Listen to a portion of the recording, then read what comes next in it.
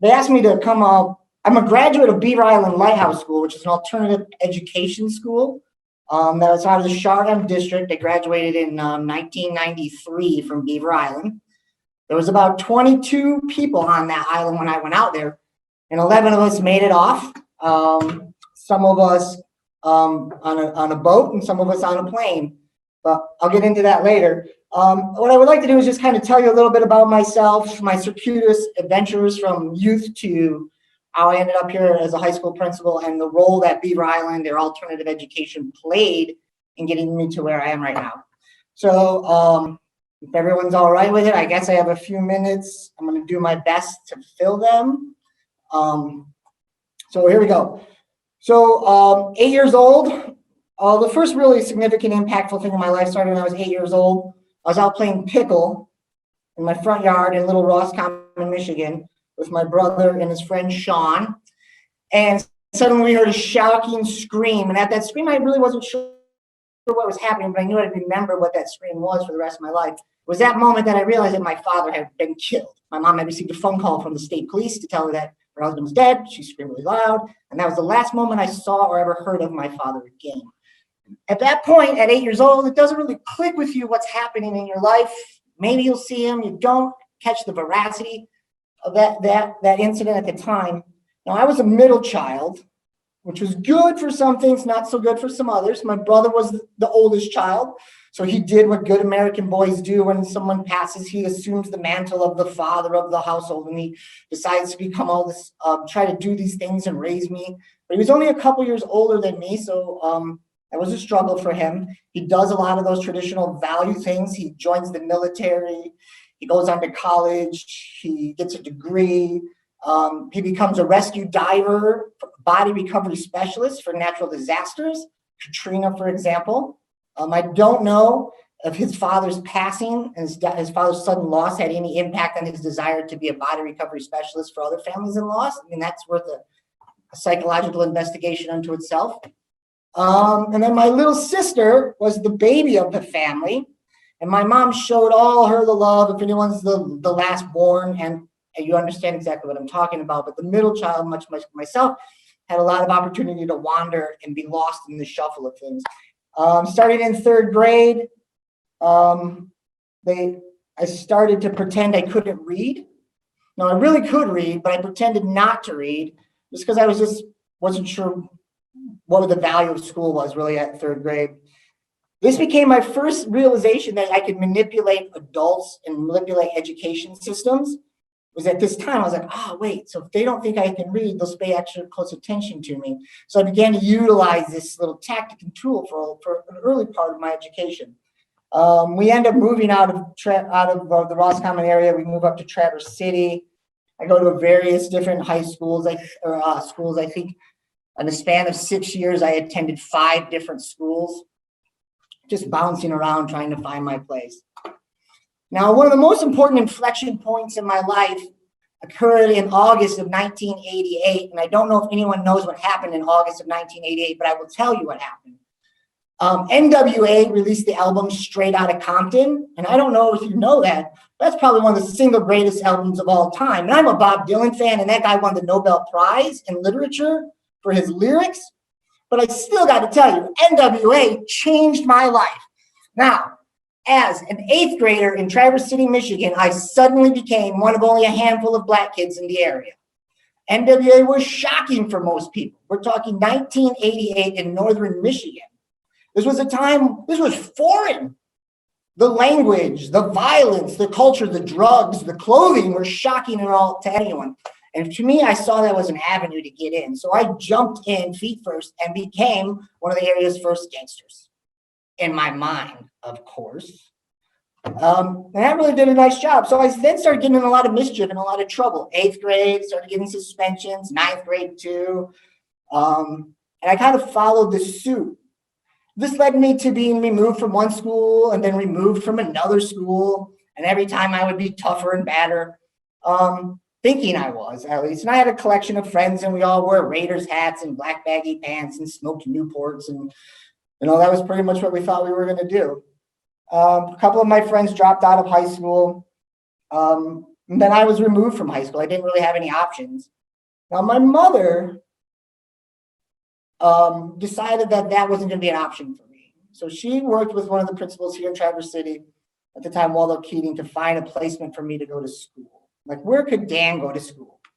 I was not able to attend the Catholic school anymore. I had worked my way out, challenging some of the church doctrine, because I was very vocal advocate against any structural, systematic system. I was anti the man, and I was anti-church. I was anti-establishment. And every time given an opportunity to challenge those, I would take that opportunity. So I wasn't able to stay at St. Francis very long. And I ended up at Traverse City High School. And then I got removed from Traverse City High School. I ended up going to Beaver Island Lighthouse in 1993. We went out there in the September. It wasn't that bad. I didn't think. It took a boat. It was a 2.5-hour boat ride. Has anyone ever been out to Beaver Island? It's a long boat ride. And you're bouncing on this boat, and I'm on this boat with 22 other people I don't even know. We get off the boat, we're looking around, there's a white van, they pick us up, and we all drive, and we're all just not knowing each other. Some of us are big and strong, and others like me, I'm itty bitty tiny, I got a squeaky little voice, I weigh maybe 90 pounds. And I was actually quite scared. There was boys and girls out there, which was interesting. There was 3 girls and the rest of us were boys. Now the girls had mustaches at the time, which was weird. So I don't know what that was all about, but it was just one thing I remember.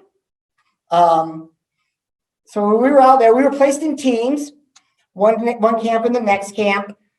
And one of the first things they told us was, hey, you're gonna be responsible for yourselves and each other. Okay, that's really impressive. I don't know what that means. Here's your wood, here's your fire pit, here's your furnace. Keep that furnace going. You're going to need that furnace to keep the cabin warm and the water hot. Now there's 11, 12 of us boys in this cabin, and we're like, sure, buddy, we're going to do that, whatever. Turns out after 3 days of no hot water and no heat in your cabin, you figure out how to chop wood and load a furnace to keep the water and the cabin warm, which is really, really nice. Now, I don't know if I would go back and give myself an axe again at that age with a bunch of other people, but it seemed to work out. They seemed to have known what they were doing by giving us axes and wood and fire to play with. Beaver Island did a nice job for me. Beaver Island was a great place because despite all of my desire to be a member of NWA and Eazy-E and Dr. Dre and that entire class, again, that's all I wanted to be. I knew that my career as a rapper or a gangster was really, really limited considering where I was from. So Beaver Island gave me an opportunity to just start shedding skins and getting rid of people around me that I didn't have. My friends weren't there anymore. I wasn't smoking Newports, and we weren't drinking, and we weren't out hanging out, and we weren't stealing radar detectors out of cars. We weren't doing those things. We were just on the island. And it gave me a lot of time for reflection. And with those people out of my life, I was able to slow down and figure out who I wanted to be and what I wanted to do. I read Malcolm X's book, Autobiography of Malcolm X. Now, if you've read that, brilliant story, fascinating story. It's an incredible gentleman. I know we give a lot of accolades to Martin Luther King, and we talk about the civil rights movement. And Martin Luther King identified a lot for white Christians and a lot of the Southern blacks. All right, but Malcolm spoke about Northern Black experience, which was equally racist as the Southern experience, but was far more significantly violent. There was drugs, there was gangs, there were seedy undersides. And Malcolm spoke to that. And Malcolm engaged in that. And Malcolm was from Michigan. And Malcolm went to school in Mason County. And Malcolm wanted to be a doctor. And Malcolm's teacher, Mr. Ostrowski, told him black men don't become doctors. And so Malcolm got angry at the system, and I could relate to being angry at the system. So I instantly became a Malcolm X fan. My favorite part about Malcolm is his transition in prison from a criminal to a spiritual leader, or a leader in general. Maybe he joins the Nation of Islam, and you may say what you want to say about the Nation of Islam, but that pivots his thinking. He's not in it for himself anymore. And he isn't trying to identify with gangs or crime or the seedy underside of the world. What he's trying to do is he figures out there's a way to lead people and that he can be that vessel that helps lead people. I guess this goes back to what Terry was saying in the beginning. I am enamored with him. And by the time Malcolm leaves prison, he's converted himself. He is now a world leader. And by the time Malcolm dies or is assassinated in the Audubon Ballroom in New York, he's actually a phenomenal leader. And he's come a long way to uniting people. Initially, when Malcolm said blacks and whites can't work together, by the time he dies in 68, he's changed that story and that narrative. And he's working with whites and blacks across the United States and across the world to address civil rights in the United States. Now, I get out of Beaver Island, and no longer am I a black gangster. I am Malik El-Haj Shabazz. I am now Malcolm X incarnate. So I get out of school, and I immediately go to college. I go to college at NMC. I take a couple of classes. I feel like that's working for me. From there, I move to Saginaw, go to college in Saginaw, and eventually I settle in Oakland University. I like to move a lot. Don't really like to stay in any one place too long. I like to absorb as much information and energy from the environment, suck it all up, take off. And so I ended up in Oakland University, and I have no idea how I did this, but I ended studying biophysics at Oakland University. I got a job in a lab. I published some papers. I patented some unique scientific tools, graduated college with honors, and I'm like, woo! Then I got an offer for a PhD program at a medical school in Buffalo, New York. Well, okay, I didn't want to actually get a job. I didn't want to really work. I like just going to school now. This is a sweet gig. And now they're going to pay me to go to school even longer? This is fantastic. So I packed up. My wife goes with me. And at the time, I was like, hey, baby, we can go to Arizona, where I can study rattlesnakes, or we can go to Buffalo, New York, where I can study lung cilia. And she's like, I don't know. And I'm like, well, baby, they're not going to pay me to go to Arizona. I'll have to pay my way. But if I go to Buffalo, they'll pay me. And she was like, oh, well, that's smart. Go to Buffalo. They'll pay you. And I'm like, yeah, and don't worry about the winters in Buffalo. They're not that bad. Turns out, the 3 worst consecutive winters in Buffalo history were the year I was there. So eat some crow there, Dan. Well, Buffalo Medical School, it was pretty cool. I was out there. I published some more papers. I started working on my PhD. But the dissident in me, and I don't know if you guys know what that term is, a dissident, that is someone who tends to rally against establishment systems. It's part of my DNA, and I couldn't get rid of it. So I'm in a school of higher learning, and people have to wear specific coats to certain lengths, and the length of your coat dictated your status in the school. That kind of thing just didn't stick with me. I spoke up here and there, probably inappropriately, and I realized that this just wasn't for me. After 3 years, I left Buffalo. I moved back to Michigan. And my wife's chirping in my ear. You know, you said you were going to be a doctor. I thought I was going to marry a doctor. I'm like, whoops. You still can, maybe your second marriage? I don't know. We ended up in Traverse City. I started teaching at NMC now. I was a teacher at the college up there. I started teaching regular biology classes and then evolution, which is really my true scientific love, is the study of evolution. Specifically, the importance of variations in systems and how that variation is essential for creating new systems out of current infrastructure, particularly like how does one genetic alteration cause one flower to be a different type of flower or one species to differentiate into another species. And this idea of things being different fascinated me, because when I reflect back to why I hated school so much was this mechanization, this absurd monotony of school, where you went in at the same time and you sat and then you got up and then you sat and you got up and you sat and got up and you sat and got up and the teacher said something, you did work, and the teacher said something, you did work. If anyone's a Pink Floyd fan, We Don't Need No Education's video, which they show students coming through a processor, just running down the line, all wearing the same mask. I really felt that way about school. And the idea that variation, changes in systems were more important than everything being exactly the same, that really fascinated me. So I began studying a lot of work on evolution, in particular variations and changes. While teaching at the college, I was asked by the associate superintendent for TCAPS if I would help them start a new school, which is bizarre. I had no experience teaching in the public school system. I'm not someone that they usually will pull out in a public school. I promised Susan I won't swear, which is a very difficult task for me. I'm pretty tattooed up. I don't know how to put on a tie. Jeans are the most comfortable thing I wear, and sneakers. So it's not really someone who fits in the public school idea. But they said, oh, we got an idea for you, Dan. We want you to run our school for expelled kids. All the kids in the area who've been expelled from school. You know what it's like to be that troubled kid, that at-risk kid. Let's have you teach a school just for them. And so I did. And then in 2000, I started the off-campus expulsion school here for Traverse City Public Schools.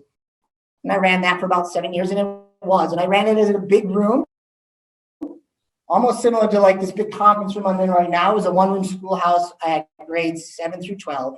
And we talked about every topic possible. We taught math, we taught science, we taught literature, we taught art, but we mostly talked philosophy and life and choice and variation and standing up for oneself and taking accountability for oneself and one's actions. And I really love that school. Much like Beaver Island, which is closed now, unfortunately, the off-campus school is closed, and we don't have that available for students. But before it closed, I was offered a job to be a principal at this high school, West Senior High. The idea was there was enough systems in place to meet the needs of students who excelled at sports and academics, like an AP kid who's taking all AP courses. And they felt that those needs had already been set, but they didn't have anyone that could relate to the real world, I guess, the world that's out there, out beside them, that most people in education at the secondary level come across. So I joined here 11 years ago. I am still a principal here. I have no idea how they keep hiring me back year after year. But I love it. I'm responsible for things like the special education programming in this school and across the district. I have a big tie into that. I think that's important. Also, social emotional learning is a piece that's important to me. That's developing the social emotional learning is a fantastic thing. It's the idea that we don't need to just educate you in math and science. We need to prepare you about how to be who you are and how to be okay with yourself, like how to make a positive situation out of the world around you, how to be dealing with anxiety, how to deal with stress, how to model appropriate behavior when you meet frustration. I don't know about you, but when I was young, I used to punch things, and I still have scars on my hands for the things I punched because I didn't know how to handle frustration. And now I'm a little better at that. I run. Don't know if that's all that, that's a healthier choice, but I run like 50 miles or 100 miles. So maybe I took it a little too far. Who knows? So that's what I do now. I'm super happy. The kids around me are amazing. I connect with a lot of kids. We still talk gangster rap and Tarantino movies, which was another influence on my life. And I can relate to a lot of these things. And I don't know what I'll end up doing next, quite honestly. I've taken every opportunity at every door that comes my way. And maybe I'll stay here. Maybe I'll go out west and become a professional runner. Maybe I'll break out the mic and go back to being a rapper. I have no idea what's left for me out there. But I try to stay positive. I try to do good. I try to put good into the world. And I no longer want to leave a wake of destruction behind me, which was indicative of who I was back when I was in high school. So I think that's my 15 minutes of fame. So I appreciate your time, everyone. Thank you very much.